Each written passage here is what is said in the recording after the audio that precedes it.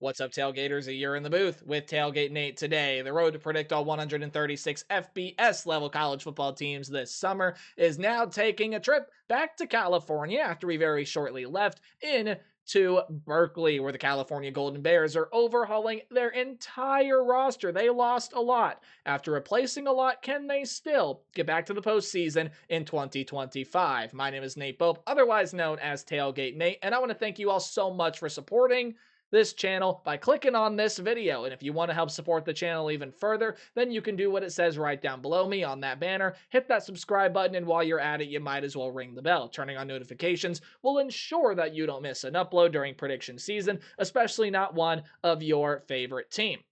I do just want to say I am a sports media graduate delving into the professional world of the sports media industry. And if you all want to see all the cool stuff I get to do while still being up to date on what goes on this very YouTube channel, then you can feel free to give me a follow on social media. Besides YouTube, it's Twitter or X, whatever you prefer to call the platform, and Instagram. The handle is at tailgatenate29. And you can even email me at tailgatenate29@gmail.com. Thank you all so much for supporting and interacting with me or the channel in whatever way you may be doing so. And now, with all that said and done out of the way, ladies and gentlemen, let us now talk about the California Golden Bears coached by Justin Wilcox yet again here in 2025. 6-6 record last year and a little bit of a disappointing conference slate. However, you take a look at what this team is made of this year, you are losing a ton of production, you are replacing a ton of pieces, and it could be a struggle. However, is what you did in the transfer portal enough to get this team back to bowl season? Well, we're going to dive into that here in this video. We are going to go through a roster overview where the offense is over here to the left and the defense is over here to the right. At the end of the video, we are going to dive into the Golden Bear football schedule. I'll give it a game-by-game preview and prediction, and this video overall is going to tell all of you what I think about the Golden Bears in 2025. Before we do get started predicting Cal, right down below me, returning production numbers are according to ESPN, and they do factor in transfer portal additions up to a certain percentage. And then even right below that, your recruiting and transfer portal ranks for the class of 2025 are both according to 24/7 Sports. Now, with all that said and done and out of the way, let us start right over here with Brian Harsin, an old Boise State head coach, as the offensive coordinator for your Golden Bear offense. And this is where you do lose a lot of production. Probably a whole lot more than that 48% down below would indicate. And it starts at the quarterback position. Fernando Mendoza, a guy who the numbers probably aren't going to tell you this. 3,004 yards, 16 touchdowns, 6 interceptions on around 68% completion percentage. Again, that completion percentage, very impressive. Those numbers may not tell you everything you need to know, but I love Fernando Mendoza. And I think him going over to join Curt Cignetti at Indiana is absolutely amazing. I think he's going to be unlocked within that program. Under Curt Cignetti, I have liked Fernando Mendoza for a long time. I thought he would do a little bit more in the touchdown interception department than he did last year, but he's a very, very good quarterback that I like a lot, and I think Mendoza will flourish as the quarterback of the Indiana Hoosiers. Sadly for Golden Bear fans, he is no longer here with Cal, but you are getting a Power 4 transfer to come over for this program from a very, very highly thought of institution. Ohio State transfer Devin Brown is projected as your starter,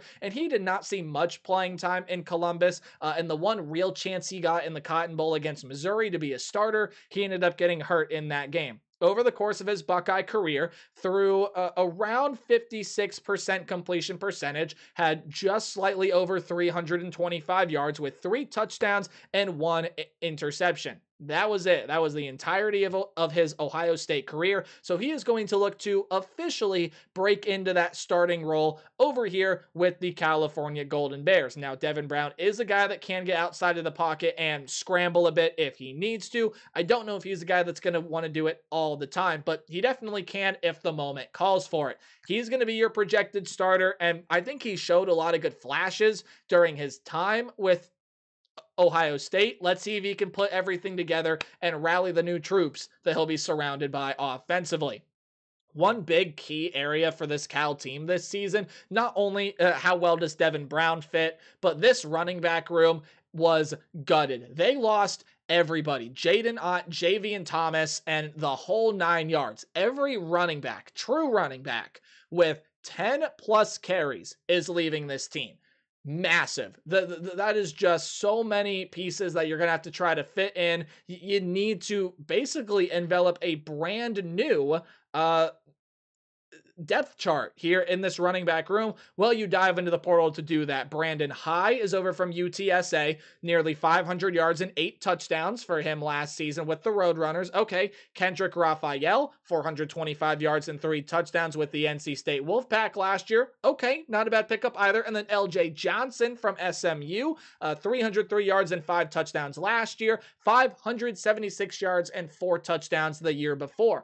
I do really like what they brought in through the running back stable. Now, how much, or I should say, how good is it compared to Jaden Ott and Javian Thomas remains to be seen. But on the surface, at face level, I really like every individual piece that they brought into this running back room. We'll see what guy gets the primary carries. We'll see where they all fit and what kind of production the rushing game we can get out of the Cal offense this year. Not just the running backs get gutted, though. So does this pass catching room. 9 of 10 100 plus yard pass catchers are not coming back to this program, You started off here with your tight end, the leading receiver on this team last year in Jack Endry, 623 yards and a pair of touchdowns for him. He is gone. You're also going to be losing Naziah Hunter. He is off to Nebraska. Jonathan Brady, you lose him. Mikey Matthews, you lose him. Again, the running back we already mentioned, Jaden Ott, gone. Backup tight end, Corey Dyches, gone. Tobias Merriweather, gone. You're also going to be losing Mason Starling, gone. And to round it all out, Josiah Martin, gone. Notice there's one name on that list I didn't mention.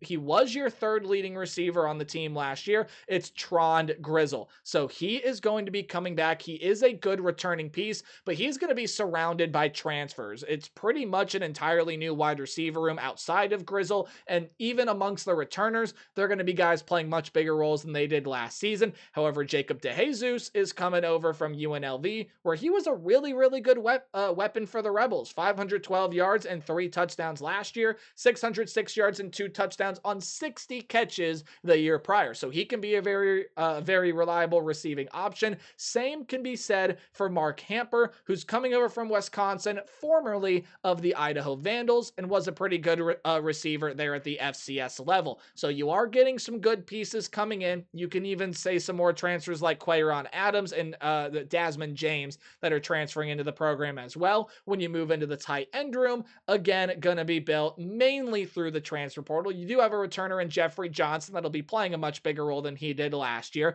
but Landon Morris is transferring over from Temple, formerly of Utah and Syracuse, had 251 yards in the touchdown with the Owls last season, and then Mason Minnie is a tight end coming over again from Idaho. So again, it's a tight end room mainly built through the portal, and you look at your skill positions, running backs, wide receivers, tight ends, pretty much all of the production that you had last year is gone. It is all going to be stemming, for the most part, from this class of transfers that enter this program. On the offensive line room, you guessed it, it's also going to be retooled by the transfer portal. Couple returners may very well vie for some starting spots, but you're looking at an offensive line last year.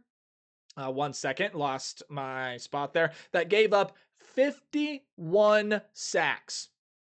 Inexcusable. You cannot do that again if this offense is going to operate at the highest level it can, and you'd like the rushing game, especially with the 3 transfers you brought in, which individually I think are really nice. You want to average more than 3.6 yards per carry. So how does everything fit? Quite simply, that is the big overarching question for Brian Harsin's offense. Now, you look at the defensive side, they do have 2 co-defensive coordinators. Their names are Terrence Brown and Vic So'oto. Hopefully I pronounced that last name correctly. A drop-off is to be expected off of what was overall a pretty good unit last year. It just loses a lot of talent. There are a lot of names that had some really good production for this team last year that are no longer going to be with the program. Again, it was a pretty solid defense last season. I think a drop off is expected. When you take a look at the defensive line, your sack leader in Xavier Carlton, really, really good player up front off the edge, 47 tackles, 9 sacks, and a pass defended last season. He is now going to be still a Bear. It will not be a Golden Bear, just a regular Bear in Chicago with the NFL's Chicago Bears. So you do return some really solid pieces, like I will butcher this name, I guarantee you, Aiden Kianiana. I know I butchered that one. I probably got fairly close, so apologies for that. He will be coming back, leading tackler among returning defensive linemen, 44 tackles, a sack, and a pass defended. Nate Burrell is currently injured, but when healthy, will be one of the more important pieces. And TJ Ballers does return as well. And I did make a mistake in my Liberty video, was not aware that one of their star edge rushers, TJ Bush, did transfer away. So now TJ Bush, who again was going to be a really good 1-2 combo at Liberty, is over here with Cal to be an edge rushing type, 5.5 sacks with the Flames and 58 tackles a season ago. So that is a massive get out of the transfer portal on that end. You look at the pass rush and what it did last season. Cal was able to get 34 sacks. I don't know if it's going to be quite that level of production this year. TJ Bush might need to have a Xavier Carlton type season. There we go, where he gets 9 sacks. But overall, you do return a lot of solid pieces. Have some other good transfers with TJ Bush, such as Tyson Ford, that are going to be coming in to come off the edge for you as well. In the linebacking unit, your lead tackler and Ty Buchanan, gone and off. Buchanan, 114 tackles, second on the team last year with 5 sacks, 4 passes defended, did force 2 fumbles, and that is a massive loss as he is now with the NFL's Baltimore Ravens. I will butcher this name as well. Cade Ulave is going to be coming back to this team, though. He was the team's second leading tackler with 71 tackles, 2 passes defended, did have an interception on the season as well. He has a new force of transfers surrounding him to try to aid. Now, Ryan McCulloch does end up coming back, but along with TJ Bush, you're going to have Harrison Taggart coming over from BYU, 69 tackles with the Cougars a season ago, Jack Blom, Chris Victor, Jaden Wayne, and a ton of other transfers that do enter into this 2 deep. As far as the secondary unit goes, it's pretty much gutted. There is not a lot of returning pieces in this secondary unit. Again, a really, really good player out of the safety room in Craig Woodson. He's now over with the Patriots. 7 passes defended, 2 interceptions last season, was spectacular. But the best defensive back last season, and Noel Williams, one of the country's leaders in interceptions, had 7 of them last season. That's not pass defended, that is picks. 7 of them with 8 passes defended. Did have a pick 6 to go along with a forced fumble, and being the team's 4th leading tackler among many other players. Oof, that is a ton to try to replace in this secondary. However, you are still going to get some very experienced pieces coming in through the transfer portal. Hezekiah Masses, Drew Polidor, Tristan Dunn, Brent Austin, and some other names that enter in through the portal and through the recruiting class, again, that are going to try to end up leading this defensive backfield. Much like a lot of this roster, special teams is all entirely rebuilt. Our Lads is a very nice feature. It shows you names in yellow that are transferring in. I am looking at the special teams depth chart, and there are 2 slots in the 3 deep where a player is not highlighted in yellow. Special teams room is revamped through the portal, and we showed love to the kickers because, hey, they are people too. Again, offensively, the big question was, how does everything fit? What does Devin Brown look like as a full-time starter? What are the pieces going to be like replacing Ott and Thomas? Where's all your production going to come from that you lost in the wide receiver tight end room? Can the offensive line get better, et cetera, et cetera? Defensively, you got to keep up a lot of the things that you did last year. And again, the big question is, well, can you do that? Can you have a season where you get 34 sacks or more? Can you still be as solid as you were in run defense and pass defense with all that you lost? What is the special teams room going to look like now that it's entirely overhauled? Just so many questions on both sides of the ball because there is a lot to try to fit into place. So now let's go ahead and take a look at what the Golden Bears schedule looks like. You see it right over here. But before we dive on into this, right down below me are some odds courtesy of FanDuel I would very much appreciate if you would take a look at. They do just provide some nice context to how good the odds makers think Cal is going to be this season. No, it's going to take a lot for them to win the ACC, especially with all the change. Same thing to win the Natty and even make the college football playoff. But FanDuel telling you over under win total at 5.5. When you take a look at this schedule, there still are a lot of ways that Cal can navigate the schedule to try to get back into the postseason. I would overall call this a fairly manageable schedule because you take a look at some of the top contenders in the ACC that they avoid. Well, there's no Clemson, there's no Miami. Yeah, you do have to play Louisville and SMU, as well as some of the sleeper teams, but you also don't have Georgia Tech.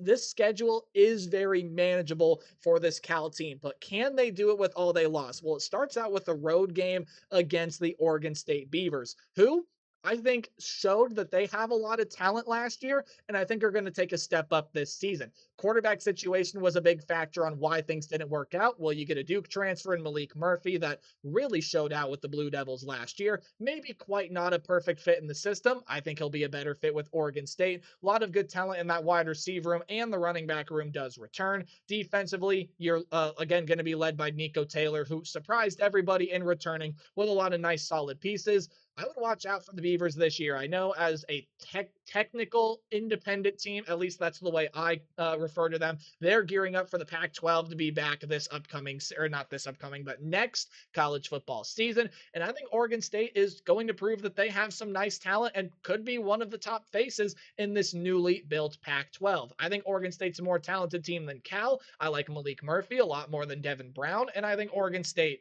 is going to sit right there and win that game. I do think, however, Cal bounces back nicely and beats Texas Southern, but then you get this game at home against Minnesota. Could be a game you could very well win as Minnesota is trying to replace some pieces, most notably at the quarterback position with Max Brosmer. But Drake Lindsay is coming in. He showed some good things when he got playing time last year. Darius Taylor is one of the hardest to slow down running backs that you're going to see across the entire country. Love what they did in the transfer portal in the wide receiver room, especially getting a former UCLA Bruin and Logan Loya to come in there and give a nice pass catching option for Drake Lindsay, along with what they already have. And defensively, you know that PJ Fleck teams are going to hit hard. They're going to be physical. They're going to be really tough to beat on either the offensive or defensive lines of scrimmage. I think Cal's going to lose this one at home. I like the way Minnesota plays physically. And I don't think Cal is going to be able to stand up to that, especially on the offensive line. You can't just turn around an offensive line from a unit that gave up 51 sacks to a unit that's only going to give up 12 like that. It doesn't take just 1 year, it takes a couple. And Cal, while I think that number can get better, just because it's hard to believe they don't give up 51 sacks again this season, I do believe that Minnesota is going to wreak some havoc on the line of scrimmages, and Cal will drop that one to the Golden Gophers. On the road against San Diego State can also be a tough one, but it just hasn't really quite worked out for Sean Lewis during his time here with this program. Trying to take a team under Brady Hoke that was very defense heavy, turning them into a more offensive ridden team, and it just hasn't seen the results that, well, it probably should here over the past couple of seasons. I think San Diego State has a lot of pieces to where they can get better this season, especially defensively, but I do not think this is an Aztec program that is going to beat Cal this season, even with a game in Snapdragon Stadium. So Cal splits their first 4 games and they go 2-2. Now you're into the conference slate here. You play 8 conference games. You start off with this road game against Boston College, and I have been on record saying I do not think this Boston College team is going to be that great this season. You do lose Tommy Castellanos. You lose some big running back pieces. You lose some big wide receiver pieces. You lose some enormous defensive pieces, especially Donovan Ezaraku, who is now off to the NFL, off that defensive line. Lots of other good pieces are going to be leaving as well. And while you still have some good talent, I just don't know that everything clicks for Bill O'Brien's group this season, but it will in this game. Boston College still, again, has some solid pieces defensively that I think can still wreak havoc on this Cal offensive front. And This is the Cal team first conference game. You're still trying to figure some things out. You have to go on the road, and no matter how good or bad Boston College is, that is a really tough road environment to play in Chestnut Hill. This is a Boston College team that, again, I'm just not real high on. I don't think is going to be that great. I'm also not real high on Cal, and I think Boston College gets the better of the Golden Bears in this matchup. I do think, however, they go on, or I'm getting way ahead of myself right now. I was reading across, not down. So that may spoil some things. But Duke is a game coming up here that even though you do lose Malik Murphy to Oregon State, I think you get an upgrade of the quarterback position when Darian Mensa enters this program. Think you got a lot of good offensive, defensive pieces.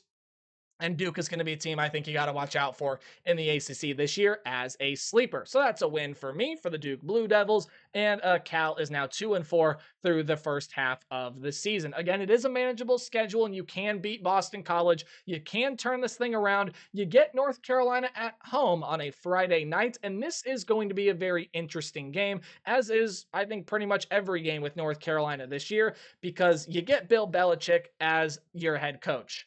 And the Belichick family is really going to help turn this North Carolina defense around, which is ultimately why I think North Carolina wins this game. I do think the defense does enough to be able to help out and be able to slow down what Cal can throw at them offensively. Even though Cal does revamp everything, there are still some nice pieces here. I just don't know if it's quite exactly what North Carolina's got offensively. I like Gio Lopez at quarterback. When Kobe Paysor stays healthy, he's one of the better wide receivers in the conference. Defense is entirely revamped, but I think you brought in some great transfers to help improve the defensive side of the football for North Carolina, and I think Cal is going to lose that one there at home. Second straight Friday game, but this one is on the road in Blacksburg. Not going to win that road game in a very, very tough environment to play in. Kyron Drones has got great weapons around him. Love what they did in the transfer portal at the wide receiver position, including bringing in Terrion Stewart over from Bowling Green in the running back position. I like him a lot to try to fill in the shoes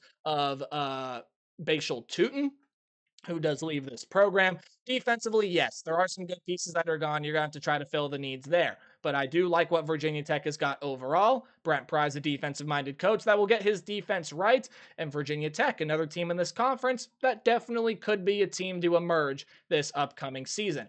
You get your second bye week here. You're on a losing streak and you have to win out to make the postseason. While I see that as pretty unlikely, I do see Cal picking up a couple wins in the final third of the season, specifically this one against Virginia. I just don't know if Tony Elliott is the right guy for the job, but I do like a lot of the things that Virginia has this year. I like the running back room. I like the wide receiver room, especially getting Chandler Morris to play quarterback for you. I think that was a home run transfer portal get. I love that. Defensively, I think Virginia's got a lot of very nice pieces on that side of the ball as well. I just think there are going to be some games, at least one this year, that Virginia loses that they probably shouldn't. And again, I'm not high on this Cal team. I'm not super high on Virginia, but I do like the Cavaliers overall more than I like Cal. Welcome to college football. Best team does not always win. I think the Golden Bears find a way to get the better of the Cavaliers there in that game. On the road against Louisville is a loss. People sleeping on this Louisville team this year, man. Let me tell you, you got Miller Moss coming in to play quarterback, Isaac Brown. You pair him with a lot of other running back pieces. Man, that's a dangerous running back room. You have Chris Bell, you have Colin Lacey. Now you're going to pair Dakari Collins in that wide receiver room. I mean, that is just ridiculous. And defensively, I really like everything that they have got going on on that side of the ball as well. Also, a head coach that you just don't count out in Jeff Brom. I really, really like Louisville this season. They're going to be one of the top contenders for me in the ACC. On the road against Stanford. Little bit of an old Pac-12 rivalry game here. I do think that this is the Stanford team, much like last season, at points are going to end up proving to be a pretty competitive bunch. And they can be sneaky this year with Elijah Brown at quarterback with some really nice pieces in the wide receiver room. But overall, too many questions for me for Stanford. And I don't think the talent level is there compared to a lot of other teams that you see at the Power 4 level. And again, I spoiled my prediction a little bit. But when you look at the two teams that are I'm pointing at it very badly, right here in that little row. So Stanford and Boston College, both road games, both teams I'm not real high on this year. I think Cal wins one of them, and I think Stanford later in the year when you get some more things figured out, I do think is the better option. And I do like Boston College a little bit more than Stanford. That's why I decided to do that. And even though it's a home game, Cal will not beat SMU, a team that absolutely, because of the schedule and because they're talented, can get back to the college football playoff this season with Kevin Jennings still leading the helm. So overall, I got a 4-8 record for Cal. Definitely a step back, which I think is going to be expected this season. I definitely am leaning towards that under in the 5.5. I think a lot of things got to fit into place, and there is too much that has to fit into place. I think a little too fast for Cal to get into a bowl game. Now, I still think that they can. It's a very easy to navigate schedule compared to some of the other teams in their conference. I just don't know if a lot of the pieces are going to work out like Cal is expecting out of the transfer portal, and it's a lot to replace. It's a lot to try to fit in very, very quickly. 4-8, not real high on the Golden Bears this year, but if you are, or even if you're not, let me know your thoughts in the comment section down below. And hey, remember to play hard but tailgate harder. I will see all of you guys in the next video. Goodbye.